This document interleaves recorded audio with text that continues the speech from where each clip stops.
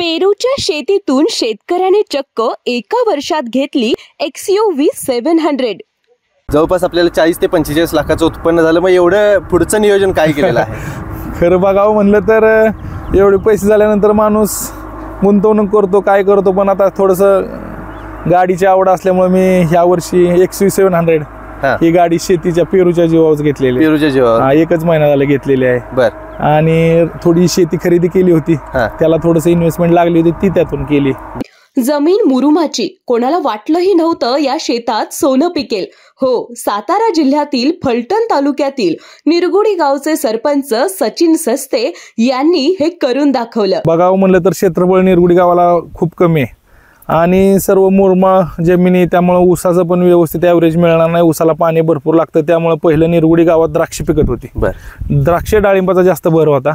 द्राक्ष डाळिंबानंतर डाळिंबाला तेल्या रोग आला, त्यामुळं लोक काय करायचं म्हणून विचार करत होते। कोणी सीताफळ लावली, कोणी पेरू लावले, कोणी अंजीर लावले, पण अंजीरला आपण म्हणावं असं लेबरचा प्रॉब्लेम यायला लागला। सीताफळीला त्याची छाटणी व्यवस्थित झाली तर त्याला कळी टिकत नव्हती, टेम्परेचरमुळे कळी। मग एक तैवान पिंक म्हणून सगळीकडे प्रसिद्ध वाण होतं आणि ते तैवान पिंकची लागण करायची सगळ्या शेतकऱ्यांनी ठरवलं। मातीतून सोनं पिकवलं, तेही पेरूच्या तैवान पिंक या रोपांमुळे। 2022 मध्ये त्यांनी ही पेरूची झाडं लावली। त्यात मी 3 एकरावरती तैवान पिंकची 3200 रोपं लावलेली आहेत। ह्या रोपांची लागण 9x5 आहे, म्हणजे 2 झाडातलं अंतर 5 फूट आहे आणि लाईन मधलं अंतर 9 फूट आहे। असं 1000 एकरी झाडं लावून 3200 झाडं मी लागण केलेली आहे। 2022 ला 10 मार्च 2022 ला ही मी तैवान पिंक रोपांची लागण केलेली आहे। आणि आज पाहता अवघ्या 1 वर्षाच्या आत त्यांनी XUV ही कार घेतली, तीही या पेरूच्या यशस्वी शेतीमधून। आणि हे कमालीचं उत्पादन काढण्यासाठी त्यांना मार्गदर्शन मिळालं, ते म्हणजे दख्खन फार्मचं। अमित पाटील म्हणून दख्खन फार्मचे ओनर आहे, त्यांच्याकडनं माहिती घेऊन वारंवार सगळं औषध फवारणी सगळी करून हा माझा प्लॉट जुलैमध्ये चालू झाला। आणि जुलैमध्ये अशी परिस्थिती होती की कुठंच पेरू मार्केटमध्ये नव्हता, तर माझा स्टार्टच 85 रुपयांनी पेरू झाला। पहिल्याच वर्षी 3200 झाडात अतिशय मला शेतीनं सोनं दिलं। 60 टन माल माझा पहिल्याच वर्षी गेला आणि माझं 42 ते 45 लाखापर्यंत माझं पहिल्याच वर्षी उत्पन्न झालं। सचिन यांची 3 एकर शेती, या 3 एकर शेतीमध्ये आता तब्बल 3200 पेरूची झाडं आहेत आणि ही हिरवीगार फुललेली शेतीच त्यांच्या यशाचं गमक आहे। शेतीवर प्रेम करा, शेती तुमच्यावर प्रेम करेल। बरोबर। शेतीवर तुम्ही जेवढं प्रेम करणार तेवढं शेती तुम्हाला उत्पादन देणार, हा माझा तर अनुभव आहे। याच्यापेक्षा मी काही सांगू शकत नाही। आपण लहान मुलाला जपतो असं शेतीला जपलंच पाहिजे। सचिन सस्ते म्हणतात की जर शेतीवर प्रेम केलं तर निश्चितच शेती सुद्धा आपल्याला भरभरून देते। चला पाहूया शेतीवर प्रेम करणाऱ्या या भन्नाट शेतकऱ्याची ही यशोगाथा। दर्शक हो नमस्कार, KK न्यूज मध्ये आपल्या सगळ्यांचं मनापासून स्वागत आहे। KK न्यूज चॅनलच्या माध्यमातून आपण विविध शेतकऱ्यांच्या गाठीभेटी घेतोय, त्यांनी त्यांच्या शेतामध्ये कशा पद्धतीचं नियोजन केलेलं आहे आणि आर्थिक प्रगती साधलेली आहे याचा जो काही लेखाजोखा आहे तो आपण आपल्या चॅनलच्या माध्यमातून आपल्यापर्यंत पोहोचवतोय। आज मी खरं बघायला गेलं तर सातारा जिल्ह्यामध्ये आहे। सातारा जिल्ह्यातील फलटण तालुक्यातील निरगुडी या गावामध्ये आहे। या गावातील सरपंच सचिन सस्ते यांच्या या प्लॉटवरती मी आज बघायला गेलं तर इथं आहे। जवळपास बघायला गेलं तर 3 एकराचा हा प्लॉट आहे। या 3 एकराच्या प्लॉटमध्ये साधारणतः यांनी 3200 पेरूची झाडं लावलेली आहेत। साधारणतः 2 वर्ष झालं ही झाडं लावून आता जवळपास 1 उत्पन्न यांनी या शेतामधून घेतलेलं आहे। एकंदरीत कशा पद्धतीचं नियोजन, लेखाजोखा हे ह्यांच्याकडून आपण जाणून घेणार आहे। सचिन साहेब, KK न्यूज मध्ये आपलं खरं बघायला गेलं तर स्वागत आहे। काय सांगाल, एकंदरीत बघायला गेलं तर पेरूची लागवड करायची आयडिया जी आहे ती कशी आली? कारण आपला भाग हा तालुकाच म्हणायला गेलं तर कोरडवाहू जमीन आहे। शेत जर का पूर्ण आपण बघितलं तर मुरमाड शेत आहे आणि ह्या शेतामध्ये पेरूची म्हणजे फळाची लागवड करायची ही जी संकल्पना असेल, ही जी आयडिया असेल, ही कधी आली, कशी आली? पहिल्यापासूनच फलटण तालुका हा दुष्काळी तालुका म्हणून ओळखला जायचा। एक मागच्या 7-8 वर्षापूर्वी धोंबलकवडीचं पाणी फलटण तालुक्यात आलं। त्यानंतर बघावं म्हणलं तर क्षेत्रफळ निरगुडी गावाला खूप कमी आहे आणि सर्व मुरमाड जमिनी, त्यामुळे ऊसाचं पण व्यवस्थित ॲव्हरेज मिळणार नाही। ऊसाला पाणी भरपूर लागतं, त्यामुळे पहिलं निरगुडी गावात द्राक्ष पिकत होती। द्राक्ष डाळिंबाचा जास्त भर होता। द्राक्ष डाळिंबानंतर डाळिंबाला तेल्या रोग आला, त्यामुळे लोक काय करायचं म्हणून विचार करत होते। कोणी सीताफळ लावली, कोणी पेरू लावले, कोणी अंजीर लावले, पण अंजीरला आपण म्हणावं असं लेबरचा प्रॉब्लेम यायला लागला। सीताफळीला त्याची छाटणी व्यवस्थित झाली तर त्याला कळी टिकत नव्हती, टेम्परेचरमुळे कळी। मग एक तैवान पिंक म्हणून सगळीकडे प्रसिद्ध वाण होतं आणि ते तैवान पिंकची लागण करायची सगळ्या शेतकऱ्यांनी ठरवलं. त्यात मी जरा ही माझं मुरमाड रान असल्यामुळं याला पाण्याची जास्त आवश्यकता असते, तर कमी पाण्यावरती आपल्याला कुठलं पीक करता येईल म्हणून मी ते पेरूची निवड केली. सगळं यूट्यूबला वगैरे सगळं भरपूर लोकांचं मी चॅनलला बघितलं आणि तैवान पिंक करायची लागण घेतली. हे माझं 3.5 एकर क्षेत्र आहे. त्यात मी 3 एकरावरती तैवान पिंकची 3200 रोपं लावलेली आहेत. ह्या रोपांची लागण 9x5 आहे, म्हणजे 2 झाडातलं अंतर 5 फूट आहे आणि लाईन मधलं अंतर 9 फूट आहे. असं 1000 एकरी झाडं लावून 3200 झाडं मी लागण केलेली आहे. 2022ला 10 मार्च 2022ला ही मी तैवान पिंक रोपांची लागण केलेली आहे. खरं बघायला गेलं तर आता तुम्ही सांगितलं की 9x5 या पद्धतीचं अंतर आपण रोपांच्या मधले, सरीच्या मधले आणि 2 रोपांच्या मधलं ठेवलेलं आहे. तर ते ठेवण्यामागचं कारण काय? त्या ठेवण्यामागचं कारण असं की स्पेसिफिक जर कोण 7x4 करतं, कोण 8x5 करतं, 9x5 करतं, 10x5 करतं, कोण 12x6 पण करतं. पण 9x5 एक ट्रॅक्टरला औषध मारायला व्यवस्थित, काम करायला, मेहनतीला, सगळ्याच गोष्टीला व्यवस्थित आहे. आता एवढा मोठा प्लॉट करायचा हाताने तर औषध मारू शकत नाहीये, त्यामुळे ट्रॅक्टरची तर ती औषध मारण्यासाठी ही कारण मजूर एवढं येणार नाही, त्यामुळे ट्रॅक्टरनं औषध मारण्यासाठी आम्ही हे 9x5 औषध, हवा खेळती राहते, पूर्व पश्चिम प्लॉट आहे, त्यामुळे हवेला पण काही अडचण येत नाही, मालाची क्वालिटी सगळं व्यवस्थित राहतं, अंतर जास्त राहिल्यामुळे. गावातल्या बऱ्याचशा शेतकऱ्यांनी म्हणजे द्राक्षाची शेती असेल, सीताफळची शेती असेल, अंजीरची शेती असेल, ही करून पाहिले. ती शेती सोडून पेरूकडे वळायची जी काही डोक्यात आयडिया आली, ही आयडिया त्याच्या मागचा मार्गदर्शक कोण होता? दख्खन फोर्म म्हणून कंपनी आहे, अमित पाटील त्याचे ओनर आहेत. ते आमची ओळख झाली, त्यांच्या मार्गदर्शनाखाली हे शेती पेरूची करायची ठरवली. द्राक्षे करत असताना द्राक्षेला पावसाचा इफेक्ट होता. आमच्याकडे ऑक्टोबरला द्राक्ष येते, त्यामुळे त्यावेळेस पावसाळी अवकाळ्यामुळे नुकसान व्हायचं. एकदा नुकसान झाले की परत त्याचा बार नाही, एकदा डाळिंब तुटून गेलं की परत त्याचा बार नाही. तसं पेरूचा आत्ता पेरू आपला जरी वरती असला वर आपण छाटणी मारली तर वरती पेरू होतो, म्हणजे वर्षात 2 बार आपण पेरूचं घेऊ शकतो. हे मार्गदर्शन डोक्यात आल्यामुळे पेरू निवड लागण केली. नाही, खरं बघायला गेलं तर पेरूची शेती परवडते का नाही परवडते हा पुढचा प्रश्न. पण पेरूची शेती करण्यामागची जी आयडिया आली ती तुम्हाला दख्खन फार्मच्या माध्यमातून मिळाली. पहिलं वर्ष झालं 2022ला समजा साधारणतः तुम्ही ही बाग लावलेली आहे. या बागेतून पहिल्या वर्षी 3200 झाडातून मिळालेलं जे काही आर्थिक उत्पन्न होतं ते कशा पद्धतीचं होतं, येणारा जो काही खर्च होता तो कशा पद्धतीचा होता, काय सांगा? 2022ला मी लागण केली मार्चमध्ये आणि याची छाटणी मी पहिली घेतली 5 फेब्रुवारी 2023ला. छाटणी घेतल्यानंतर पहिल्यांदाच आपण ह्या क्षेत्रात असल्यामुळं अमित पाटील म्हणून दख्खन फार्मचे ओनर आहे, त्यांच्याकडनं माहिती घेऊन वारंवार सगळं औषधं फवारणी सगळी करून हा माझा प्लॉट जुलैमध्ये चालू झाला. आणि जुलैमध्ये अशी परिस्थिती होती की कुठंच पेरू मार्केटमध्ये नव्हता, त्यामुळे माझा स्टार्टच 85 रुपयांनी पेरू झाला. पहिल्याच वर्षी 3200 झाडात अतिशय मला शेतीनं सोनं दिलं. 60 टन माल माझा पहिल्याच वर्षी गेला आणि माझं 42 ते 45 लाखापर्यंत माझं पहिल्याच वर्षी उत्पन्न झालं. खरं बघायला गेलं तर येणारा जो काही खर्च आहे ह्याच्यासाठी मजुरी असेल, आता तुम्ही म्हणालात की ट्रॅक्टरनं आपल्या औषध फवारणी वगैरे होती, ह्या सगळ्या गोष्टी असतील, तर त्याच्यासाठी पहिल्या वर्षी येणारा जो खर्च होता तो साधारणतः किती होता? पहिल्या वर्षी मला फोम लागला 2.5 लाख. फोमचा, मजुरीचा, ट्रॅक्टरचा सगळा खर्च मिळून माझा 10 लाख वरती गेला.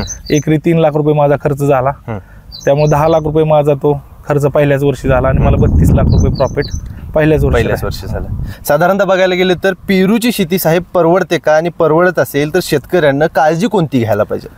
शेती परवडते का हा विचारण्यापेक्षा आता तुम्ही मी तर सांगितलं उत्पादन काय झालं. जर तुम्ही शेतीची मनापासून जर मेहनत घेतली तर कोणतीही शेती असली तर परवडती. पेरूची तर अतिउत्तम परवडते, कारण याला 6 महिन्याला बार तुटून जातो की लगेच छाटणी असते. जर तुम्ही त्याचं निमेटोडचं, मुळकूचं, त्याचं बुरशीचं, माशीचं व्यवस्थित जर नियोजन केलं तर अतिशय छान असे झाडात त्या आता पहिल्याच वर्षी 20 किलो माल दिला झाडानं, ह्या वर्षी पण 20-25 किलो झाड 100% झाडावरती निघणार आहे. त्यामुळे परवडतच नाही. 30 रुपये किलोनं पेरू गेला तरी परवडत, 25 रुपये गेला. फक्त तुम्ही त्याला कसं क्वालिटी आणताय, कशी क्वांटिटी तुम्ही माल काढताय त्याच्यावरती तुमची विक्री सगळ्यात महत्वाची. पिकवणं सोपं आहे, विकणं खूप अवघड आहे. व्यापारी तुम्हाला जर लाईन चांगली गावली त्यासाठी प्लॉट मोठा असणं खूप गरजेचं आहे. एक वेळेस तोडा 4-5 टनाचा निघाला तर व्यापारी सांगोल्यावरून कुठून बेळगाववरून कर्नाटकवरून सुद्धा व्यापारी आलेत माझ्याकडे. त्यामुळे मोठा प्लॉट असेल तर काहीच विकायला पण अडचण येत नाही. धंद्यात बघायला गेलं तर व्यापाऱ्यांच्या हातात बऱ्याचशा गोष्टी आहेत. मग तसा चांगला व्यापारी मिळतो का, आणि मिळण्यासाठी काय करावं लागते, कशा पद्धतीने? कारण बरेचसे बघायला गेलं तर शेती करतात, उत्पन्न चांगलं असतंय, पेरूची क्वालिटी पण चांगली असते, पण व्यापारी चांगला मिळत नाही, त्याच्यामुळे बऱ्याच जणांचा तोटा होतो. व्यापाऱ्याच्या मागचं कारण तुम्हाला सांगतो, व्यापाऱ्याला क्वांटिटीत माल लागतो. तुमचा 400-500 किलो निघणार, 1 टन निघणार, मग व्यापारी तुम्हाला तसंच मागणार. जर त्याची 5 टनाची 6 टनाची गाडी जर वन टाइम लोड होणार, तर व्यापारी पण पैशाकडे बघत नाही, कारण त्याला दुसरीकडे कुठं शोधावं लागत नाही. कुठून माल इथून 500 किलो आणून तिथनं 1 टन आणून उचलावं लागत नाही. एका जागेवर जर गाडी भरत असले 5-10 रुपये सुद्धा व्यापारी जास्त पैसे. त्यासाठी आपला प्लॉट मोठा असणं गरजेचं आहे. माल वन टाइम सेटिंग झाला पाहिजे. त्यासाठी वन टाइम सेटिंग करण्यासाठी तुम्ही त्याला ताण सुद्धा दिला पाहिजे. बरोबर. एक 15-20 दिवसात ताण दिला तर बाग छाटणी गेल्यानंतर वन टाइम फुटते आणि वन टाइम सेटिंग होतं. म्हणजे 70-80% जरी सेटिंग बरोबर झालं, 30% मागे राहिलं तरी तो माल ओढून येतो. ज्यावेळेस हा माल कटिंग होतो तो 30% ओढून माल येतो. त्यासाठी तुम्हाला प्लॉट मोठं करणं, त्याला ताण देणं आणि व्यवस्थित सेटिंग करणे वन टाइम, ही सगळ्यात मोठी या पेरू शेतीत सगळ्यात मोठी अत्यंत गरजेची गोष्ट आहे. वन टाइम सेटिंग हा जो मुद्दा जो यांनी मांडलेला आहे, ही अत्यंत महत्त्वाची गोष्ट आहे. बरेचसे शेतकरी असतील, बरेचसे नवीन उद्योजक जे शेतकरी आहेत, जे ह्या धंद्याकडे वळतात, 400 किलो असेल, 500 किलो असेल, अशा पद्धतीचं जर का तुमचं उत्पन्न निघत असेल, तर माझा एक सल्ला राहील की तुम्ही तुमच्या गावातले 4, 5, 6 शेतकरी एकत्र या आणि अशा पद्धतीनं व्यवसाय जर का करून एकाच वेळेला जर का तुमचं उत्पन्न मिळालं, तर व्यापाऱ्यांना देखील तो माल जो आहे तो घेण्यासाठी सोपा पडू शकतोय, चांगल्या पद्धतीने पडू शकतोय. आणि ह्यासाठी जे काही मार्गदर्शन आहे, यांनी जशा पद्धतीने दख्खन फार्मचं मार्गदर्शन घेतलं, त्या पद्धतीने आपण देखील त्यांना कॉन्टॅक्ट करून मार्गदर्शन घेऊ शकता. साहेब, आता आपल्या बागेविषयी सांगा. ह्या बागेची सध्याची जी स्थिती आहे ती कशा पद्धतीने आहे, फवारणी जी आहे ती कशा पद्धतीने केली जाते? आता कालच आपण ह्या बागेतून ह्या पेरूला 2 फळ साईडला असतात, त्याला कान म्हणतात, ते कान कटिंग केलेलं आहे. तुम्हाला दिसेल हे असं खाली पेरू पडलेलं आहे सगळे. हे सगळं व्यवस्थित थिनिंग म्हणते त्याला, थिनिंग करून घेतलेलं आहे. थिनिंग केल्यानंतर जी ह्याला जखमा होतात, त्या जखमेवरती बुरशी येऊ नये म्हणून आत्ताच तुम्ही ट्रॅक्टरनं आपल्याकडे नेटिओचा आणि प्रोपेक्स सुपरचा हात आपण आज घेतोय. कारण की जे थिनिंग केल्यानंतर जर बुरशी आतमध्ये गेले तर राहिलेल्या पेरूला, फळाला सगळ्या इजा पोचवल. त्यासाठी आपण आज हा लगेच 24 तासाच्या आतमध्ये हात घेणं महत्वाचं आहे.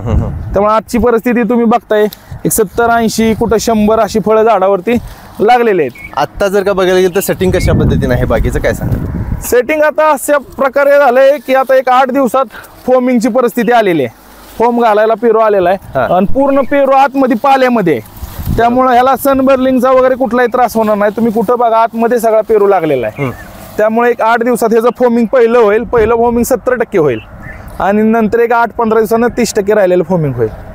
त्याची तुम्ही प्रोसेस कशी ठेवताय? कामगार लोकांचे इथं पगार, ह्या सगळ्या गोष्टी ज्या आहेत, आता कामगारांचं म्हणावं गेलं तर आम्ही थोडंसं राजकारणात असल्यामुळं आम्हाला एवढा मोठा प्लॉट केलाय, ह्याच्या मागं आम्हाला बघणं होत नाही. म्हणून निमगाव केतकीला फोम लावणारी टोळे, त्याला मुकादम म्हणतात, ते मुकादम आहेत, त्यांना ते उक्त दिलं जातं फोमिंगला. फोम आणून द्यायचा, पिशवी आणून द्यायचा, त्यांचं ती येऊन घालून देतात. शेवटी काय होईल, फोम किती लागलाय ते आपल्याला समजतं, त्याच्यावर आपण त्यांचं पेमेंट करायचं. बाकी मग तोडणीला गावातली लेबर असते. साहेब, एक सांगा की नवीन जे काही तरुण आहेत ते आता बऱ्यापैकी बघायला गेलं तर शिक्षण सोडून ह्या शेतीकडे वळायला लागलेले आहेत, पण अनेक जणांना काही ना काहीतरी अडचणी येत आहेत. मग अशा अडचणी तरुणांना येऊ नये, ह्या पेरू शेतीकडे वळत असतील तर त्यांनी काळजी काय घ्यायला पाहिजे, दक्षता कुठली घ्यायला पाहिजे? दक्षता घेतली पाहिजे म्हणजे दख्खन फॉर्म तुम्ही तर बघताय, दख्खन फॉर्मची कॉन्टॅक्ट केलं तर सगळ्या अडचणीत मात होणार. आपल्याला, मलाही कोणाचं तरी मार्गदर्शन आहे, त्यामुळेच मी आज इथपर्यंत आलोय. कोणाचं तरी मार्गदर्शन घ्यावंच लागेल. मी म्हणत नाही दख्खन फॉर्मचंच घ्या, तुम्ही माहिती घ्या जी प्रॉपर त्या काम करते पेरू शेतीत. त्या जी दख्खन फॉर्म जे आहे अमित पाटलांचं, त्यांचा स्वतः पेरू शेतकरी आहेत. ते पेरू शेतकरी असल्यामुळे त्यांना स्वतः त्यांच्या शेतीतला अनुभव घेऊन ते शेतकऱ्यांना मार्गदर्शन करत. नाही तर कोणाकडे पेरू नाही तो मार्गदर्शन करत असेल तर मी कोणाला नाव ठेवत नाही, पण जे जी प्रॉपर जो शेतकरी आहे त्याचं मार्गदर्शन घेतलं कधीही निश्चित पण चांगलं. शेतकऱ्यांना सल्ला काय द्याल? शेतकऱ्यांना सल्ला एकच देईल, शेतीवर प्रेम करा, शेती तुमच्यावर प्रेम करेल. बरोबर. शेतीवर तुम्ही जेवढं प्रेम करणार तेवढं शेती तुम्हाला उत्पादन देणार. हा माझा तर अनुभव आहे, याच्यापेक्षा मी काही सांगू शकत नाही. आपण लहान मुलाला जपतो असं शेतीला जपलंच पाहिजे. बरेचसे आता तरुण असतील किंवा स्वतः जे शेतकरी आहेत ते आपल्या मुलांना शेतीकडे वळायला नको म्हणतात. पोरांनी कुठे ना कुठेतरी MIDC जॉब करावा किंवा पुण्यासारख्या मुंबईसारख्या ठिकाणी मेट्रो सिटीमध्ये जाऊन 5-25 हजारची नोकरी करावी, अशा पद्धतीच्या अनेक शेतकऱ्यांची मतं आहेत. अशा शेतकऱ्यांना काय सांग? असं काही नाही. शेतकरी जर नोकरी करायची असेल तर तुम्हाला क्लास 1 क्लास 2च्या पोस्ट काढा, ते चांगले आहेत. पण कुठेतरी रोजाने एक 15-20-25 हजारात जर नोकरी करण्यापेक्षा शेती करणं कधीही बेस्ट राहील, मी तर सांगेल. माझा तर अनुभव आहे, तुम्ही बघितलं 40-45 लाख रुपये होणं म्हणजे नॉट अ जोक पहिल्याच वर्षी. मी तेवढं केलं आणि ते मला शेतीनं तेवढं दिलं. सर्व्हिस 50-60 वर्ष करून 40-50 लाख रुपये मिळते, ते आपल्याला एका वर्षात शेतीनं दिलं. नाही, राजकारणी शेती करतोय ही एक म्हणजे पहिल्यांदाच अशी बघायला मिळालेली गोष्ट आहे. आमच्यासाठी पण ही नवीनच आहे. तुम्ही स्वतः आता इथं सरपंच आहात, आता तुमची जिल्हा परिषदेची सुद्धा तयारी साहेब चालू आहे. हे सगळं बघत बघत शेतीचा हा जो काही डॉलर आहे तो सांभाळता येतो आणि कशा पद्धतीने सांभाळताय, त्याच्यासाठी मिसेस त्यांचा असेल किंवा घरच्यांचा असेल, कशा पद्धतीने सहाय्य लागतं? मिसेस आमच्या सरपंच आहेत. मिसेस सगळं ऑफिसचं काम बघतात. बाकीचं जे बाहेरचं गावासाठी निधी आणणं, कागदपत्र पुरवणं, तहसीलदार प्रांतला जे काय पाठपुरवठा करायला लागणार जिल्हा परिषदेला, तो मी करतो. माझी टीम आहे, ती माझी टीम काम करते. पण मी सकाळी 7 वाजता उठल्यानंतर पहिला शेतीत येतो. कुठेही बाहेर जायचं असेल तर पहिली शेतीचं दर्शन घ्यायचं, फेरफटका मारायचा, शेतात काय आहे ती सगळं फोनवर मॅनेज करायचं. औषध मारायचं असतं तर ट्रॅक्टर फवारणीला आहे, खुरपण करायचं असेल तर मम्मी आमची सगळं ते लेबर कोण करून घेते. आणखी काय पेरूचं थोडंफार इकडे काय पाणी सोडायचं असेल तर ते पप्पा मदत करतात, किंवा मी स्वतः ज्यावेळेस लिक्विड सोडायचं असेल त्यावेळेस मी स्वतः लिक्विड सोडतो. लिक्विड मी दुसऱ्या कोणालाही सोडून देत नाही आजपर्यंत. म्हणजे याला 8 दिवसात ज्यावेळेस लिक्विड सोडायची वेळ येते, मग 0.34 असेल आणि मायक्रोन्यूट्रन्स असतील त्याच्या, ते सगळं मी ह्युमिक, कॅल्शियम, बोरान असेल ते मी स्वतः सोडतो. पाण्याचं नियोजन आपल्या इथं खरे बघायला गेलं तर दुष्काळ सदृश हे भाग आहे. या भागात पाण्याचं नियोजन मग कसं केलेलं आहे आपण? पाणी आता माझी विहिरीतून एक 6000 फूट विहीर आहे. 6000 फूट विहीर आहे. मी 6000 फुटावरून पाईपलाईन आणलेले आहे आणि पाईपलाईन आणून ही माझी ड्रीप केलेली आहे. तर मी इथं माळरान असल्यामुळे मला याला मी 3ऱ्या ते 4थ्या दिवशी उन्हाळ्यात 8 तास कंटिन्यू पाणी देतो. कंटिन्यू 8 तास पाणी देतो 3ऱ्या ते 4थ्या दिवशी. रानाची कंडिशन बघितलं की आपल्याला समजतं. जर टेम्परेचर खूप असेल तर 3ऱ्या दिवशीच देतो, जर टेम्परेचर कमी आलं तर 4थ्या दिवशी देतो. आता जून चालू होईल, टेम्परेचर कमी झालं की एक 4 तास पाणी लागणार 3ऱ्या दिवशी. मग निम्म पाणी येतं, तोपर्यंत पेरू सेटिंग होतो, फोम लागतो. बरोबर. फोम लागल्यानंतर थोडं पाणी मग कमी सोडलं तर टेम्परेचरचं वातावरण बदलल्यामुळे पाणी जास्त लागत नाही. सर, जवळपास बघायला गेलं तर आता तुम्ही म्हटलात की ह्या पेरूच्या शेतीतून जवळपास आपल्याला 40 ते 45 लाखाचं उत्पन्न झालं. मग एवढं पुढचं नियोजन काय केलेलं आहे? खरं बघावं म्हणलं तर एवढे पैसे झाल्यानंतर माणूस गुंतवणूक करतो, काय करतो. पण आता थोडंसं गाडीची आवड असल्यामुळे मी ह्या वर्षी XV700 ही गाडी शेतीच्या पेरूच्या जीवावर घेतलेली. पेरूच्या जीवावर 1च महिना झाला घेतलेली आहे. बरं. आणि थोडी शेती खरेदी केली होती, त्याला थोडंसं इन्व्हेस्टमेंट लागली होती, ती त्यातून केली. बरं. असं ते ही सुद्धा शेती बघायला गेलं तर पूर्णपणे आता आम्ही आजूबाजूला बघतोय पूर्णपणे माळरान आहे. ही सुद्धा शेती आपण बिल्डिंग करून घेतलेली आहे. कशा पद्धतीने नियोजन लावलं? हे शेती घरची नाहीये माझी घरची शेती दुसरीकडे आहे. हे शेती क्षेत्र विकाय निघाल्यानंतर 2022ला मी हे क्षेत्र खरेदी केलं. क्षेत्र खरेदी केल्यानंतर ही सगळं पूर्ण माळ होतं, दगड होते. याला GCP पॉकलँडच्या साहाय्याने, ब्लास्टिंगच्या साहाय्याने सर्व क्षेत्र डेव्हलप करायला मी 15 लाख रुपये घालवले. डेव्हलप करून त्याची नांगरट करून त्याचं सगळं दगडे वगैरे बाहेर काढून आखणी करूनच मग मी पेरू लागण 2022ला केली. म्हणजे 6 महिने माझं हे शेतीचं डेव्हलपमेंटचं काम चाललं होतं. आणि 22 नंतर पहिलं पीक मला 23ला हातात मिळालं. बरोबर. म्हणजे ऑक्टोबरला. आता हा दुसरा बार आहे माझा. निश्चितपणे बघायला गेलं तर शेतीच्या जीवावरती काय काय करता येतं हे एकंदरीत आपण यांच्याकडून पाहिलेलं आहे. सचिन सरांनी आपल्याला चांगल्या पद्धतीची माहिती दिलेली आहे. नवीन नवीन जे शेतकरी आहेत त्या शेतकऱ्यांना माझा एक सल्ला आहे की कुठल्याही पद्धतीचं नियोजन करत असताना योग्य पद्धतीचा मार्गदर्शक जर का तुम्हाला भेटला तर तुम्हाला ह्या शेतीमध्ये चांगल्या पद्धतीचं उत्पन्न मिळू शकतं. जर का मार्गदर्शकच चुकला तर तुमचं नुकसान होणार ह्यात काही शंका नाही.